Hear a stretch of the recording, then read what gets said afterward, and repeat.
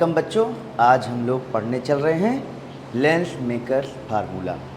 पिछले लेक्चर में हम लोगों ने पढ़ा है किस तरीके से कोई लाइट रे स्फेरिकल सरफेस पर रिफ्रैक्ट होती है और तब हमें एक फार्मूला मिल जाता है जो कि होता है n2/v minus n1/u equal to n2 minus n1/R, जहाँ n2 स्फेरिकल मीडियम का रिफ्रैक्टिव इंडेक्स हुआ करता था, n1 आउटसाइड मीडियम का रिफ्रैक्टिव इंडेक्स है, u ऑब्जेक्ट डिस्टेंस है, v इमेज की डिस्टेंस है, कैपिटल R जो है वो रेडियस ऑफ कर्वेचर है। ठीक, आज इसी फार्मूले का यूज करके हम लेंस मेकर्स फार्मूले का डेरिवेशन करने चल रहे हैं, जो कि है 1/f equal to n-1 within bracket 1/r1 minus 1/r2। ठीक, इस फार्मूले को हम लोग डिराइव करने चल रहे हैं। लेंस मेकर्स फार्मूला क्यों कहा जाता है? क्योंकि लेंस को बनाने के लिए उसकी रेडियस ऑफ कर्वेचर का यूज करना पड़ता है। ये एक मैन्युफैक्चरिंग मेजरमेंट है, यानी कि अगर लेंस को हमें किसी सांचे में ढाल कर बनाना है तो हमें आर की ज़रूरत पड़ती है, रेडियस ऑफ कर्वेचर की ज़रूरत पड़ती है। ठीक है, तो रेडियस ऑफ कर्वेचर का फोकल लेंथ से क्या रिलेशन है, यही हमारा लेंस मेकर्स फार्मूला है। तो इसी फार्मूले को हम लोग डिराइव करने चल रहे हैं और इस डेरिवेशन को करने के लिए हमें क्या क्या चाहिए ये देखना है। तो पहले हम डायग्राम सेक्शन पर काम करेंगे। लेंस एक ले लेते हैं, एक थिन लेंस ले लेते हैं। है ये थिन लेंस, थोड़ा थिक देखने में लग सकता है, लेकिन हम लेंगे कैसा? ये थिन लेंस। इसको बोला क्या जाएगा? Thin lens. तो this is a convex thin lens, this is principal axis. एक ऑब्जेक्ट हम लेते हैं, वो ऑब्जेक्ट यहाँ पर O हो जाएगी। तुम जानते हो कि कॉन्वेक्स लेंस का एक नेचर होता है कि वो किसी भी ऑब्जेक्ट से चलने वाली रेज को कन्वर्ज करता है। कन्वर्जिंग लेंस इसका नाम है। यहाँ से लाइट रे आ रही है, सभी लोग ध्यान देंगे। इंसिडेंट रे है, पहली रे है, तो जब यह डेंसर से रेयरर से डेंसर में जाएगी, ये मीडियम n2 है, ये मीडियम n1 है, यह आउटसाइड मीडियम भी n1 है।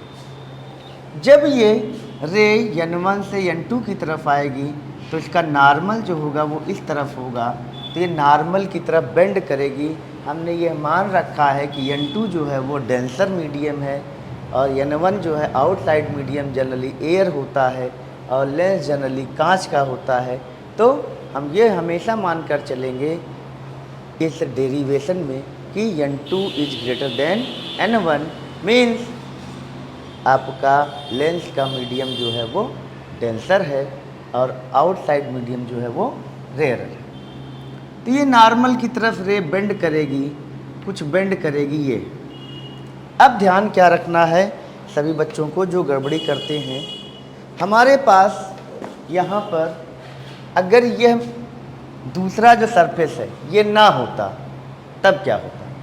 अगर ये दूसरा सरफेस ना होता और ये केवल एक कॉन्वेक्स सरफेस होता, तो यह रे जो हमारी है ये वाली ये हम मान लेते हैं ये रे चल रही है ऐसे यहाँ तक आई, और अगर ये हमारा सरफेस ना होता ये वाला, तो ये रे कहाँ जाके मिलती? आगे इसको ऐसे बढ़ाते चले जाओ, बढ़ाते चले जाओ, बढ़ाते चले जाओ, जहाँ जाए स्केल रखकर ये। तो इस तरह से हम देख रहे हैं कि ये हमारी जो रे होती वो इस पॉइंट पर आकर मिलती। अगर हम एक स्केल ले लें और इस स्केल से इसी सीध में जितने पे बेंड हुई है उसी सीध पर क्या करें, हम इसको इस तरह से रख दें, तो ये लगभग हो सकता है यहाँ कहीं आ जाए। तो इसी सीध में हम आप इसको बढ़ा लेंगे। ठीक, खूब ध्यान से सभी लोग को करना है, तो परेशान नहीं होना, स्केल का यूज करना है। तो अगर ये सरफेस सेकंड वाला ना होता तो ये लाइट रे यहाँ पर आके मिलती, यानी कि पहले जो ऑब्जेक्ट O है इसकी इमेज यहाँ आई डैश पर बनती हुई अपीयर होती, अब बनती अगर ये ना होता तो। लेकिन अब ये दूसरा भी सरफेस इसके आगे आ गया है, दूसरा सरफेस आ गया है, तो दूसरे सरफेस के लिए ये इंसिडेंट रे का काम करेगी। ये रे जो लेंस के अंदर है ये इंसिडेंट का काम करेगी। तो ये इंसिडेंट रे कहाँ से आती हुई अपीयर हो रही है? आई डैश से। यानी कि दूसरे लेंस सरफेस के लिए, लेंस के सेकंड सरफेस के लिए आई डैश जो होगी वो ऑब्जेक्ट का काम करेगी। ये बहुत इम्पॉर्टेंट है।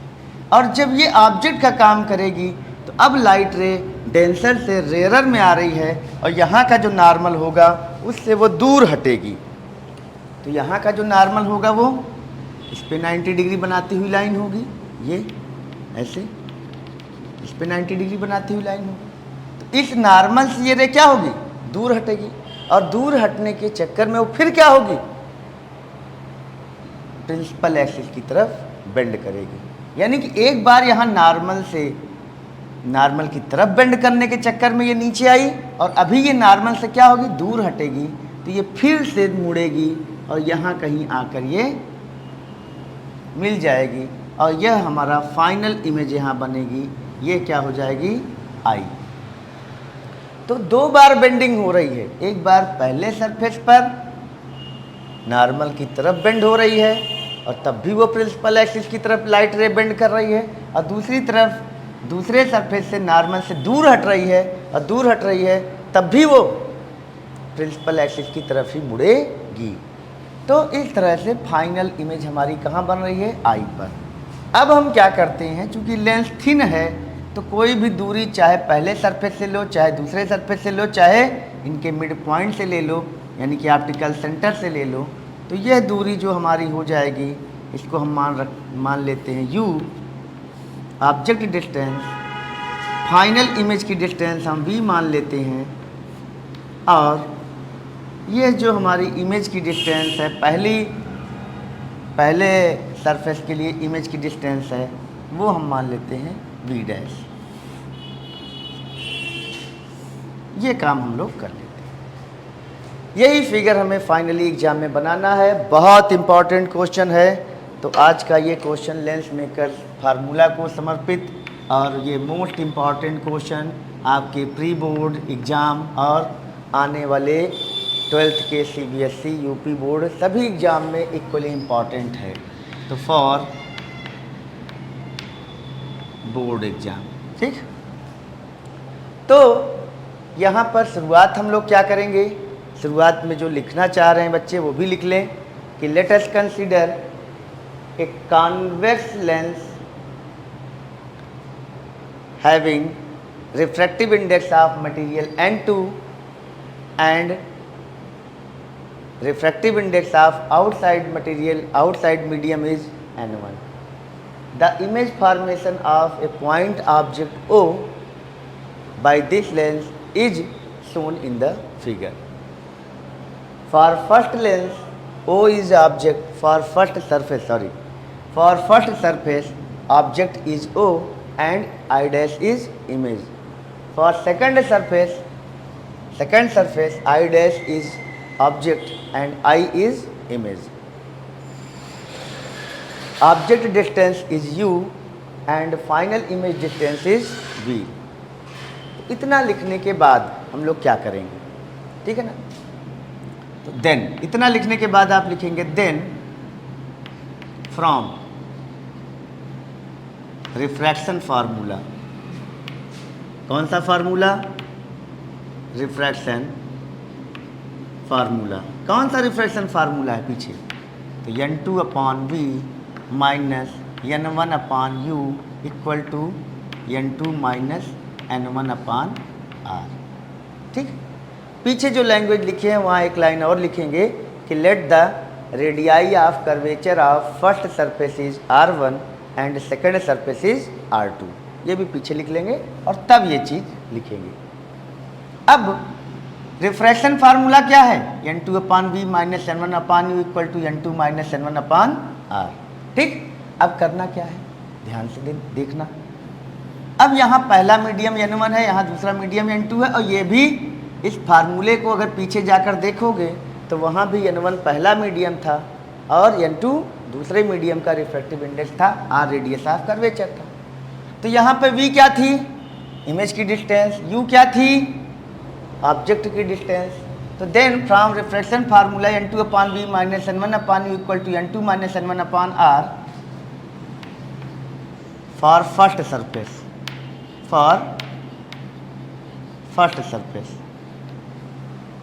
तो फर्स्ट सरफेस के लिए क्या हो जाएगा?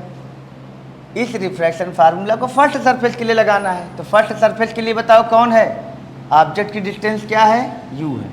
तो बेटा n1 से n2 में जा रहा है तो ये तो वही रहेगा, n2 और n1 वही रहेगा। इमेज की डिस्टेंस पहले सरफेस के लिए कौन है? पहले सरफेस की इमेज हमने पहले लिखा है i डैश है, तो v की जगह क्या हो जाएगा? इस सरफेस के लिए इमेज i डैश है तो v की जगह क्या लिखोगे? v dash. बहुत इंपॉर्टेंट चीज़ है। और पहले सरफेस के लिए ऑब्जेक्ट कौन है? o है, तो o की दूरी क्या हो जाएगी? Equal to n2 minus n1 upon r1 क्यों? क्योंकि पहले सरफेस का रेडियस ऑफ कर्वेचर r1 है। कर लेते हैं क्वेश्चन नंबर 1। बहुत इंपॉर्टेंट, खूब ध्यान समझना। यहाँ n1 से n2 में आ रही है, इसलिए इस ऑर्डर को बदलने की कोई ज़रूरत नहीं है, क्योंकि ये फार्मूला n1 से n2 में रे पास हो रही थी तब के लिए है। v इमेज डिस्टेंस है, u ऑब्जेक्ट डिस्टेंस है। लेकिन अब हम दूसरे सरफेस के लिए इसी तरह से करेंगे। फॉर सेकंड सरफेस ऑब्जेक्ट कौन है? यहाँ पर object is i dash and image is i। Then from refraction formula, फिर से रिफ्रैक्शन फार्मूला लगाते हैं। कौन है रिफ्रैक्शन फार्मूला? ये है, ठीक है ना। तो इसमें अब ध्यान दो, अब यहाँ जो रे है वो n2 से n1 में आ रही है। यही टर्निंग पॉइंट है इस पूरे डेरिवेशन का। पहले सरफेस के लिए रे n1 से n2 में आ रही थी और ये n1 से n2 में जाने के लिए ही फार्मूला बना हुआ है। ये फार्मूला n2 से n1 में आने के लिए नहीं है। यह फार्मूला जब पीछे डिराइव किया गया है तो रे n1 मीडियम से n2 वाले रिफ्रैक्टिव इंडेक्स वाले मीडियम में जा रही है। तो अब यहाँ उल्टा हो रहा है। अब सेकंड सरफेस में रे जो हो रही है वो n2 वाले मीडियम से n1 वाले मीडियम में जा रही है। तो जाहिर सी बात है, जहाँ जहाँ यहाँ n2 है वहाँ वहाँ n1 कर दो, जहाँ जहाँ n1 है वहाँ वहाँ n2 कर दो, यानी कि n1 और n2 को आपस में चेंज कर देना है। तो n2 की जगह क्या कर दोगे? तो यहाँ पर n2 की जगह क्या कर दोगे? चलो n2 की जगह कर दो n1 माइनस n1 की जगह कर दो n2 इक्वल टू n2 की जगह कर दो n1 की जगह कर दो n2 अपॉन में। तो जो चेंज किया है उसको हमने येलो कलर में लिख दिया है। v की जगह इमेज की डिस्टेंस है, तो इमेज कौन है बताओ? यहाँ i है, तो i की डिस्टेंस क्या हो गई? v। तो v ही रहा, वो तो अलग सी चीज भाई, v की जगह v ही आ गया, कोई दिक्कत नहीं। u कौन है? इसमें ऑब्जेक्ट कौन है? i डैश इज ऑब्जेक्ट, तो i डैश ऑब्जेक्ट का काम कर रही है। तो ऑब्जेक्ट की डिस्टेंस यहाँ u थी और यहाँ कितनी है? i डैश की ऑब्जेक्ट है, तो ऑब्जेक्ट की डिस्टेंस यहाँ पर v डैश है, तो v डैश कर देते हैं। और यहाँ रेडियस ऑफ कर्वेचर कितनी है? r2 है, तो r2 कर देते हैं। हो गया इक्वेशन नंबर 2। अब कोई दिक्कत इस फार्मूले के डेरिवेशन में नहीं है। These are your turning points which are very important here. यहाँ पर हम क्या किए? इस फार्मूले को पहले सरफेस के लिए ऑपरेट किए और इसी फार्मूले को दूसरे सरफेस के लिए जब ऑपरेट करोगे तो ये बहुत ध्यान रखना है कि n1 को n2 से रिप्लेस कर देना है, n2 को n1 से। और दूसरे सरफेस के लिए ऑब्जेक्ट i डैश है तो u की जगह v डैश रख देना है और v की जगह फाइनल इमेज इसकी v पे बन रही तो v की जगह v ही रहेगा। ठीक, तो ये दो इक्वेशन बहुत इंपॉर्टेंट हैं। अब आगे डेरिवेशन में कोई दिक्कत नहीं है, स्टेप को समझना है। क्या करना है? इक्वेशन 1 और 2 को जोड़ देना है। क्या कर देना है? जोड़ देना है adding equation 1 and equation 2 we have. बहुत इंपॉर्टेंट डेरिवेशन है। तो यहाँ देखो n2 अपान वी डैश है, यहाँ भी n2 अपान वी डैश है, n1 upon you, n1 upon v. तो n2 upon v dash n2 upon v dash plus minus में होने के कारण कट जाएगा। हमारा बचेगा क्या यहाँ पर, क्या बचेगा ज़रा चेक करो। ये बचेगा n1 अपान वी बचेगा यहाँ पर, और यहाँ बचेगा minus n1 upon u equal to यहाँ हो जाएगा n2 minus n1 upon r1 plus n1 minus n2 upon r2। ठीक, जो लोग मैथ के होंगे आगे जल्दी हल कर लेंगे। बायोलॉजी वालों के लिए हम कोई स्टेप छोड़ नहीं रहे हैं, सारे स्टेप क्लियर कर दे रहे हैं। इन्हीं स्टेप पे हमें काम करना है। आगे हम इधर देखेंगे बॉक्स में n1 यहाँ कर लो कॉमन, हो जाएगा 1 upon v minus 1 upon u equal to यहाँ पर n2 माइनस n1 है, यहाँ n1 माइनस n2। अगर यहाँ माइनस कॉमन कर लो तो यह भी n2 माइनस n1 हो जाएगा। तो यहाँ पर हम यही काम करते हैं, n2 minus n1 upon r1। यहाँ माइनस कॉमन कर लेते हैं, तो माइनस कॉमन करोगे तो n2 प्लस हो जाएगा और n1 माइनस। तो n2 माइनस n1 अपान यहाँ r1 था, यहाँ r2 था। ठीक, तो अब क्या करेंगे, n1 यहाँ आ गया 1 upon v minus 1 upon u equal to यहाँ n2 माइनस n1 को कॉमन कर लो, ब्रैकेट में आ जाएगा 1 by r1 minus 1 by r2। सारे स्टेप एकदम क्रिस्टल क्लियर हैं, हमें आशा है समझ में आ रहा होगा। ठीक, अब क्या करना है कि अब इस n1 को राइट साइड शिफ्ट कर दो तो क्या हो जाएगा वो भी देखते हैं। यहाँ पर अब अगले स्टेप के लिए आ रहे हैं, 1 upon v minus 1 upon u equal to n2 minus n1 upon n1 हो गया, ब्रैकेट में हो गया 1 by r1 minus 1 by r2। चूँकि यहाँ डिवीज़न में है तो चूँकि ये दोनों चीज़ें मल्टीप्लाई में हैं तो n1 जब इधर आएगा तो अपान करोगे तो चाहे इसको अपान कर दो चाहे इसको अपान कर दो, कोई दिक्कत नहीं है। तो हो जाएगा 1 upon v minus 1 upon u equal to ये n1 जो है वो दोनों का अपान है, n1 जो है वो दोनों का अपान है। तो क्या हो जाएगा, इसको n2 अपान n1 minus n1 upon n1 लिखा जा सकता है, ब्रैकेट में 1 by r1 minus 1 by r2 लिखा जा सकता है, कोई दिक्कत नहीं है। तो 1 by v minus 1 by u जो होगा हमारा n2 अपान n1 minus n1 upon n1 1 हो जाएगा, तो 1 अपान r1 माइनस 1 अपान r2। ठीक, n2 अपान n1 क्या होता है, n2 अपान n1 हमारा जो होता है वह refractive index of second medium with respect to first medium है। तो n2 अपान n1 को हम लोग n भी कहते हैं, क्या कहते हैं n, और 1n2 भी कहते हैं। तो 1 upon v minus 1 upon u equal to चाहे 1n2 रख दो चाहे n रख दो, तो n minus 1 by r1 minus 1 by r2। ये चीज़ें आ गई। अब थोड़ा से अगर हम लोग ध्यान देंगे तो यहाँ पर हम एक कंडीशन लगाएंगे कि अगर u हमारा इन्फिनिटी होता है तब v क्या होता है। तो अगर if u equal to infinite, तो तुम जानते हो कि अगर कोई ऑब्जेक्ट इन्फिनिटी पर रखी हो या इन्फिनिटी से रेज चल रही हो तब जो ऑब्जेक्ट की इमेज है वो फोकस पर बनती है, और तब हमारा u अगर इन्फिनिटी हो तो v इक्वल टू क्या हो जाता है, प्लस f हो जाता है।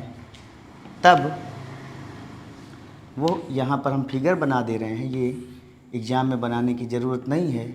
यहाँ पर u अगर इन्फिनिटी है तो जो इमेज कहाँ बनती है, फोकस पर बनती है, और ये फोकस जो होता है वही v के बराबर होता है, इमेज की डिस्टेंस v होती है। ठीक, तो यहाँ पर हमारा क्या हो जाएगा, 1 अपान वी की जगह क्या हो जाएगा f minus 1 upon infinity equal to n minus 1 by R1 minus 1/R2। तो यहाँ से क्या फार्मूला बन गया, 1/f, 1/इन्फिनिटी की वैल्यू 0 हो गई, तो 1/f इक्वल टू आ गया n minus 1/R1 minus 1/R2 with in bracket. यही हमारा क्या है, this is lens makers formula. ठीक, यहाँ पर एक इक्वेशन और हमारा आया है, ये अगर इस इक्वेशन को हम, एक इक्वेशन ये हमारा 1 2 था, इसको अगर हम 3 कह दें, ध्यान देना 3 कह दें, इसको क्या कर दें 4, तो 3 और 4 को अगर कंपेयर कर दें, कंपेयरिंग 3 एंड 4, तो 3 और 4 को अगर कंपेयर कर दोगे तो आ जाएगा 1/v minus 1/u equal to 1/f। तो ये भी फार्मूला तुम्हें याद होना चाहिए, ये है लेंस फार्मूला, है ना, विच इज लेंस फार्मूला। तो ध्यान देना, यहाँ लेंस फार्मूला और लेंस मेकर्स फार्मूला में अंतर है। लेंस फार्मूला जो होता है वो लेंस के object distance u, image distance v और फोकल लेंथ में रिलेशन है, जबकि लेंस मेकर्स फार्मूला लेंस के radii of curvature R1 R2, focal length और रिफ्रैक्टिव इंडेक्स में रिलेशन है।